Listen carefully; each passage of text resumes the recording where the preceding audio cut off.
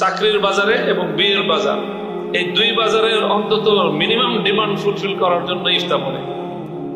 এটা হলো আমাদের জাতির এবং কওমি মাদ্রাসাগুলোর সবচেয়ে বড় ভয়াবহ এক দুর্বিষহ এক চিত্র। যে ইফতা পড়ার কথা ছিল গোটা জাতিকে ইসলামের সঠিক মাসআলা এবং ফতোয়া দেওয়ার মহান জিম্মাদারি আদায় করার জন্য, সেই ইফতা পড়া হয় এখন শুধুমাত্র বিয়ের বাজার আর চাকরির বাজারে নিজের মিনিমাম ন্যূনতম নিজের নামের সাথে মুফতি টাইটেল লাগানোর জন্য। একটা জাতির জন্য, সম্প্রদায়ের জন্য এর চেয়ে বড় পতন আর কি হতে পারে আমার জানা। সবাই হলো রেডিমেড মুফতি হওয়ার একটা মানসিকতা ছাত্রদের। কারণ পড়াশোনার পরে বায়োডাটা সাবমিট করলেই জিজ্ঞাসা করবে ছেলে কি শুধু মৌলানা না মুফতি মৌলানা। একটা মসজিদে ইমামতি তো ইমামতি, এখন মুয়াজ্জিনের জন্য দরখাস্ত দিলেও জিজ্ঞাসা করে এটা কি খালি মৌলানা না মুফতি মৌলানা। তো কাজে এই জন্য এখন তো সবাই চাকরির বাজারে এবং বিয়ের বাজার, এই দুই বাজারের অন্তত মিনিমাম ডিমান্ড ফুলফিল করার জন্য ইফতা পড়ে। এটা হলো আমাদের জাতির এবং কওমি মাদ্রাসাগুলোর সবচেয়ে বড় ভয়াবহ এক দুর্বিষহ এক চিত্র। যে ইফতা পড়ার কথা ছিল গোটা জাতিকে ইসলামের সঠিক মাসআলা এবং ফতোয়া দেওয়ার মহান জিম্মাদারি আদায় করার জন্য, সেই ইফতা পড়া হয় এখন শুধুমাত্র বিয়ের বাজার আর চাকরির বাজারে নিজের মিনিমাম ন্যূনতম নিজের নামের সাথে মুফতি টাইটেল লাগানোর জন্য। একটা জাতির জন্য, সম্প্রদায়ের জন্য এর চেয়ে বড় পতন আর কি হতে পারে আমার জানা। ইফতা তো অবশ্যই পড়বে। কারা পড়বে? কেন পড়বে? ইফতা কিভাবে পড়বে? কত গুরুত্বপূর্ণ জায়গা আমাদের রয়ে গিয়েছে। দাওয়ার উপর পড়া দরকার, দাওয়ার উপর আমাদের যোগ্য ব্যক্তি গঠন হওয়া দরকার। এখানে বিভিন্ন তুলনামূলক ধর্মতত্ত্বের উপর আমাদের লোক দরকার। মানুষ ইমান হারা হয়ে যাচ্ছে খ্রিস্টান মিশনারিদের তৎপরতায়। এইসব কাজের পড়াশোনা করবে না, কারণ এগুলো পড়লে মেহনত করতে হবে, পড়াশোনা করে কাজ করতে হবে। আর দাওয়া পড়লে দায়ী রকম লাগবে না। কিন্তু ইফতা পড়ার আগেই তো মুফতি শুরু হয়।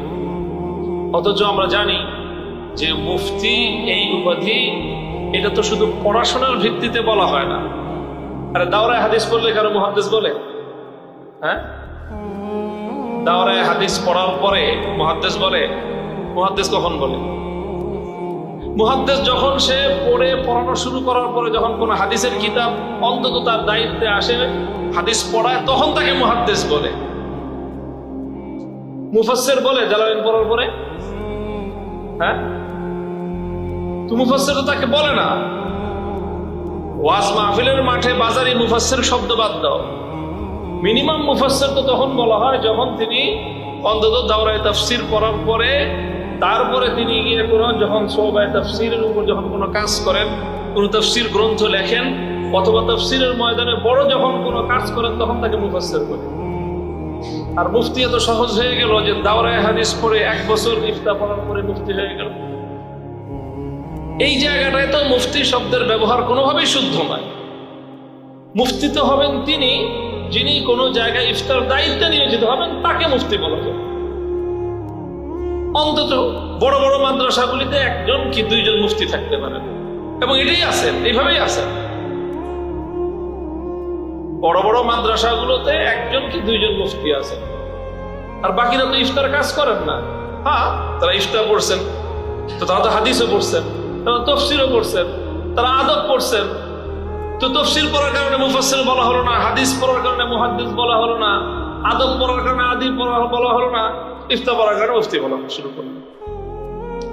এই কথাটা আমি বহুদিন ধরেই বলি। কেন বলি? বড় কারণ হলো এই যে এই আমাদের অযুত সম্ভাবনা, ছাত্ররা দাওরায়ে হাদিসের পরে আরো 1-2 বছর পড়াশোনা করে। এই পড়াশোনাটা হওয়া দরকার এমন পড়াশোনা, যেই পড়াশোনার ভিত্তিতে সে উম্মার কোনো বড় কাজে লাগবে। এরা বলি তো আমরা, আমাদের এই সকল তালেবুল ইলমরা, এরা জাতির আমানত। আতফালুল মুসলিমিন আর আমওয়ালুল মুসলিমিন, এটা মাদ্রাসাগুলোর কাছে আমানত। এই ওয়াজ সমস্ত মাদ্রাসায় আছে। যে আমাদের কাছে জাতির দুই আমানত, এক হলো আমওয়ালুল মুসলিমিন, আর এক হলো আতফালুল মুসলিম। মুসলমানদের সন্তানরা হলো জাতির আমানত, আসলেই আমানত। তো এই আমানত সঠিক অর্থে ইসলামের প্রচারের জন্য, ইসলামের তাহাফুজের জন্য, ইসলামের বাঁকার জন্য এবং ইসলামকে বিজয়ী করার জন্য যেই যেই সেক্টরে আমাদের লোক দরকার, সেই সকল সেক্টরে তাদেরকে যোগ্যতা সম্পন্ন করে গড়ে তোলা, এটাই হলো এখন সামগ্রিকভাবে আমাদের দায়িত্ব। যারা মক্তব পড়াবে, যারা হেফজ পড়বে, হেফজখানায় খেদমত করবে, তাদের ভালো ভালো ট্রেনিং করে তাদেরকে সেই মক্তবের, হেফজখানার, শিশু শিক্ষার উপযুক্ত করে গড়ে তুলে তাদেরকে সেই শিশু শিক্ষার ময়দানে কাজ করবে। তারা কিছু দায়ী হবে, কিছু তুলনামূলক এইসব ধর্মতত্ত্ব নিয়ে আলাপ পড়াশোনা করবে। যারা এখন এই যে কাদিয়ানি ফিতনা নিয়ে অনেকে পড়াশোনা করতেছে, অনেকে এই খ্রিস্টান মিশনারিদের অপতৎপরতা, তুলনা ধর্মতত্ত্ব নিয়ে পড়াশোনা করতেছে, হিন্দু ধর্ম, বৌদ্ধ ধর্ম, খ্রিস্ট ধর্ম, অন্যান্য ধর্ম নিয়ে পড়াশোনা করে, কিন্তু এইসব জায়গায় ছাত্রদের আগ্রহ কম।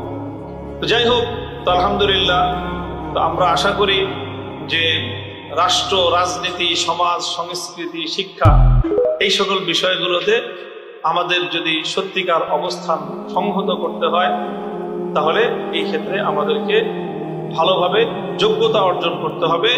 যোগ্যতার কোনো বিকল্প নেই।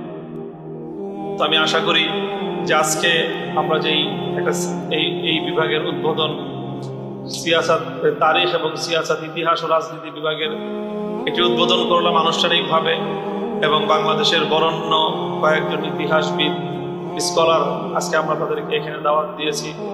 আলহামদুলিল্লাহ, যাকেই বলি তারা সকলেই এত উৎসাহিত হয়ে, আজকে আমরা দেখেছেন যে দেশের বরেণ্য গুরুত্বপূর্ণ ব্যক্তিবর্গ, যাদেরকে অন্যান্য প্রোগ্রামে উপস্থিত করা 1 ঘন্টার জন্য কঠিন হয়ে যায়, আজকে তারা ঘন্টার পর ঘন্টা এখানে এসে ঢাকা থেকে এতটা দূরত্বে, বেশ একটা জনবিচ্ছিন্ন জায়গায়ও বেশ উৎসাহ নিয়ে এসেছেন এবং কথা বলেছেন এবং আমাদেরকে উৎসাহিত করেছেন, যেন আমরা আমাদের এই কার্যক্রমটাকে সামনের দিকে অগ্রসর করতে পারি।